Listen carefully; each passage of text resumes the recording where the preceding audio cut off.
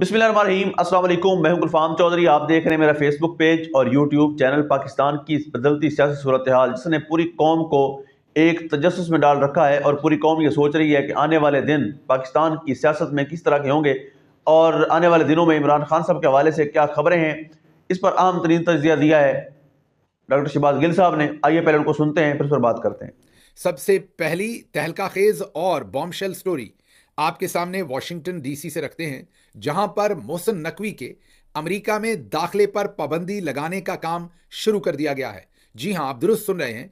America में मोहसिन नकवी आइंदा दाखिल ना हो सकें, इस पर प्रोसेस शुरू हो गया है, काम शुरू हो गया है। बहुत ही मुमताज पाकिस्तानियों का एक जो फोरम है, पैक है, जिसका नाम पाक पैक है, उन्होंने अब official letter secretary of state Marco Rubio को लिखा है और इस खत को पूरी आवाम के लिए जारी कर दिया है। जो हमारी इत्तलात है वहां से हमें पता चल रहा है कि पाक पैक ने इस पर खासा होमवर्क किया है और बहुत सारे कांग्रेस मेंबर्स जो हैं और सेनेटर्स हैं उनके साथ इस पर मुकम्मल बातचीत की है और उनकी सपोर्ट हासिल करने के बाद ये खत मार्को रूबियो को लिखा गया है, जो कि सेक्रेटरी ऑफ स्टेट हैं और फिक्री तौर पर डिक्टेटर्स के खिलाफ हैं। यहां पर आपको यह याद रहे कि यह पाक पैक वही फोरम है जिन्होंने इससे पहले HR 901, वो एक करारदाद जो बहुत ही ज्यादा तकलीफ देती है चौधरी निजामुद्दीन साहब को, वो पास करवाई थी अमेरिकी कांग्रेस से, जिसके हक में 367 वोट पड़े थे। उसमें पाक पैक ने उस रेजोल्यूशन को, उस करारदाद को फाइल किया था और फिर और भी पाकिस्तानियों ने इनके साथ मिलकर उस पर काम किया था और वो करारदाद पास होना शायद आज के दिन तक सबसे बड़ी लैंडमार्क अचीवमेंट जो समंदर पार पाकिस्तानियों, स्पेशली जो अमेरिका में रहने वाले पाकिस्तानियों का डायस्पोरा है, उनकी सबसे बड़ी कामयाबी गिनी जाती है। अब उसी पाक पैक ने एक नया खत जारी किया है जो आप सबके लिए उन्होंने मीडिया पे जारी किया है, लेकिन यह खत इससे पहले ही secretary of state Marco Rubio को जा चुका है। ये ऐसे नहीं है कि बैठे बैठे उन्हें ख्याल आया और उन्होंने खत लिख दिया, क्योंकि अगर आप ऐसे खत लिख दें तो वो खत किसी फाइल का हिस्सा बन जाता है। जो हमारे पास इंफॉर्मेशन है वो ये है कि इससे पहले उन्होंने मुकम्मल लॉबिंग की है बेशुमार सेनेटर्स और कांग्रेसमैन से, इस खत की तमाम जो मदरजात थे उसके ऊपर बातचीत की है और उसके बाद इस खत को लिखा गया है। तो इस खत के पीछे भरपूर सपोर्ट होगी और आने वाले दिनों में आपको इसके ऊपर कुछ ना कुछ या बहुत सारा काम होता हुआ नजर आएगा। अब इससे पहले कि मैं आगे चलूं, इसके ऊपर एक क्रिटिसिज्म भी सोशल मीडिया पर आ रहा है। वो क्रिटिसिज्म ये है कि आपने इसमें army chief general Asim Munir का नाम क्यों नहीं लिखा। पाक पैक से यह सवाल सोशल मीडिया पे किया जाता है कि आप अगर जनरल आसिम मुनीर का नाम नहीं लिखते तो मोहसिन नकवी का नाम लिखने का कोई फायदा नहीं है, क्योंकि हर चीज के ऊपर जो असल ताकत है वो army chief general Asim Munir रखते हैं। तो फिर मोहसिन नकवी के नाम को सिर्फ पाबंदी लगवाना ये कोई बहुत बड़ा काम नहीं है, या आपने अधूरा काम किया है, आपने आर्मी चीफ का नाम इसमें क्यों शामिल नहीं किया। उस पर पाक पैक के जो अकाबरीन हैं जिनसे मेरी बात हुई, उन्होंने कहा कि एक तो मोहसिन नकवी की वो वीडियो के ऊपर फुटेज और स्टेटमेंट्स मौजूद हैं जिसमें वो डायरेक्टली रिस्पॉन्सिबिलिटी क्लेम कर रहे हैं कि गोलियां चलाएंगे और हम ये कर देंगे और ये कर देंगे। उससे पहले इलेक्शन में जो उन्होंने धांधली की उस पर भी उनकी बहुत सारी स्टेटमेंट्स मौजूद हैं और वो उस वक्त चीफ मिनिस्टर थे एक सूबे के, और उससे पहले जो सूबे के अंदर बहुत कुछ हुआ उसके भी बहुत सारे सबूत शामिल हैं। उन्होंने कहा कि बहरहाल ये पाक पैक के कुछ जराए ने जिन्होंने जाहिर है ऑफ द रिकॉर्ड हमसे बात की और अपना नाम उन्होंने कहा कि आप ना लीजिए, उन्होंने हमें कहा कि इस वक्त अगर हम फौरी तौर पर जनरल आसिम मुनीर का नाम लिखकर ये लेटर डालेंगे तो शायद इसमें कुछ ना कुछ आगे से रिजेंटमेंट मिले, या जो लॉबिंग दूसरी तरफ से हो रही हो उससे फिर यह खत कहीं दरमियान में रुक ना जाए। इसलिए एक टेस्टर के तौर पर, पहले मैसेंजर के तौर पर, पहली मूवमेंट के तौर पर यह मोहसिन नकवी साहब का नाम जाएगा।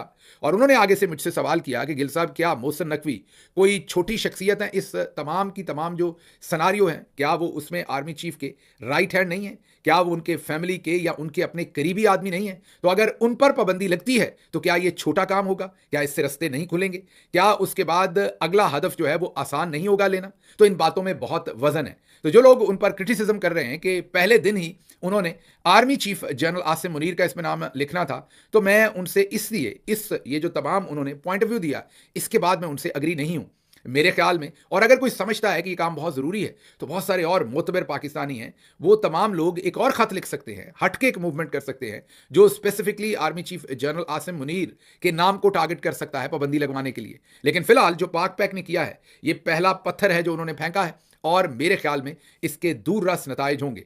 अगर पाक पैक इस काम को करने में कामयाब हो गया तो ये एक किस्म की army chief general Asim Munir साहब पर ही पाबंदी होगी, क्योंकि ये उनके दस्ते रास्त हैं, बहुत ही खास आदमी हैं। इसके साथ साथ आप ये भी याद रखिए कि पिछले दिनों कुछ नाकबत अंदेश दोस्तों ने इसी पाक पैक को पाकिस्तानी आईएसआई का असासा और पता नहीं क्या कुछ कह दिया कि ये लोग कंप्रोमाइज हैं, और इनके बारे में इतनी बहुतान तराशी की कि वो समझ आने से बाहर थी। आजकल बहरहाल ये एक रवाज चल रहा है कि जिसको पकड़ो उसको किसी ना किसी का एजेंट बना दो। मैंने हमेशा आपको एक बात कही कि आपको अगर लगता है कि कोई शख्स किसी का एजेंट है तो आप उसे ये खिताब मत दीजिए, उसे 3 से 6 महीने अंडर ऑब्जर्वेशन रख लीजिए। आपको उसकी की हुई हरकतें वाज़े तौर पर बता देंगी और फिर आप हतमी तौर पर अपना ओपिनियन कायम कर लीजिए, और यकीन कीजिए 6 महीने के अंदर अंदर वो शख्स अपने आप को वैसे ही एक्सपोज कर देगा। अब मेरा पॉइंट ऑफ व्यू ये है कि अगर पाक पैक वाकई ही पाकिस्तानी आईएसआई की बी टीम होती तो फिर क्या पाक पैक आज मोहसिन नकवी पर पाबंदी लगाने के लिए खत लिखती? बिल्कुल ना लिखती, बल्कि कोई और किसी और तरफ को मामला जो है वो लेकर चली जाती पाक पैक, और किसी और टॉपिक को छेड़ देती। पाकिस्तान को एड मिलनी चाहिए, पाकिस्तान के अंदर जमहूरियत के ऊपर एक डिस्कशन होनी चाहिए, एक सेमिनार होना चाहिए, पाकिस्तान के अंदर इस वक्त हेपेटाइटिस बहुत बढ़ रहा है उस पर काम होना चाहिए, एड्स बहुत बढ़ रही है उस पर काम होना चाहिए। मीन जो रिफाई काम है जो कि होने चाहिए, मैं ये नहीं कह रहा कि वो गैर ज़रूरी है, लेकिन इस वक्त डिस्कशन उस तरफ ले जाते। तो इसलिए जो तमाम लोग पाक पैक पर हमला कर रहे थे उनको भी मैं कहूँगा कि ज़रा अपने घोड़े बांध कर रखें और थाम कर रखें। अगर पाक पैक ऐसा काम कर रहा हुआ तो 6 महीने में आपको पता चल जाएगा और दूध का दूध पानी का पानी हो जाएगा। ये जो पहला पत्थर पाक पैक ने फेंका है, अब आप कोशिश कीजिए और आप दूसरा फेंकिए, तीसरा फेंकिए, लेकिन जो काम कर रहा है और जितना कर रहा है उसको डिस्क्रेडिट मत कीजिए। आपकी अंदर की इनसिक्योरिटीज़ तो ज़रूर हो सकती हैं, या आप किसी के साथ क्रेडिट शेयर नहीं करना चाह रहे हो सकते, लेकिन मेरा मशवरा यह है कि जब बड़ा कॉज होता है तो अगर छोटी मोटी किसी से कोई कोताही होती भी है, दानिस्ता या गैर दानिस्ता, तो उसको नज़रअंदाज करना चाहिए और झूठे इल्ज़ाम लोगों पर लगाकर उनकी जो नेकनामी है उसको नुकसान नहीं पहुंचाना चाहिए। बहरहाल वापस आते हैं इस खत के ऊपर। खत हमारे सामने है जो आपको दिखा रहे हैं। पाक पैक की जो प्रेसिडेंट है डॉक्टर उज़मा अली, मिशिगन से हैं। मशीन गन ही चलाई है उन्होंने तो एक किस्म की मोहसिन नकवी साहब पर। ये एक हैंड सर्जन है। जी हाँ, मैं थोड़ा सा आपको बता दूं कि अमेरिका में जो बाहर से दुनिया में आकर यहाँ स्पेशलिस्ट बनते हैं या इवन रेजिडेंसी लेते हैं, तो जो आर्थोपीडिक की रेजिडेंसी है वो सबसे मुश्किल मिलती है अमेरिका में। वो सबसे ज़्यादा कंपैरेटिव है, और उसमें जो हम सो कॉल्ड एक टर्म यूज़ करते हैं देसी, मतलब कि पाकिस्तानी, इंडियन या दूसरी नेशनलिटीज़ के जो बाहर के लोग हैं उनको बहुत कम इसके अंदर दाखला मिलता है। मैं ये नहीं कह रहा कि कोई डिस्क्रिमिनेशन होता है, लेकिन शायद सीटें कम होती हैं, इनका नंबर भी कम होता है, तो नंबर के तनासब से फिर जिनका नंबर ज़्यादा होगा उन्हीं को उसमें पोजीशंस मिलेंगी। तो आर्थोपीडिक में सबसे कम जो रेजिडेंसी में लोग जा पाते हैं, और इसी तरह फेलोशिप में। तो जो डॉक्टर उज़मा है वो बहुत ही काबिल डॉक्टर हैं। पहले उन्होंने आर्थोपीडिक किया और उसके बाद उन्होंने फर्दर स्पेशलाइजेशन की और वो हैंड सर्जन है।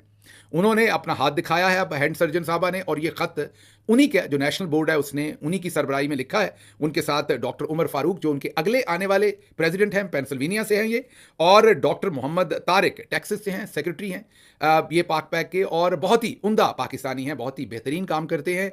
और मैं इन्हें ज़ाती तौर पर समझता हूँ, जानता हूँ।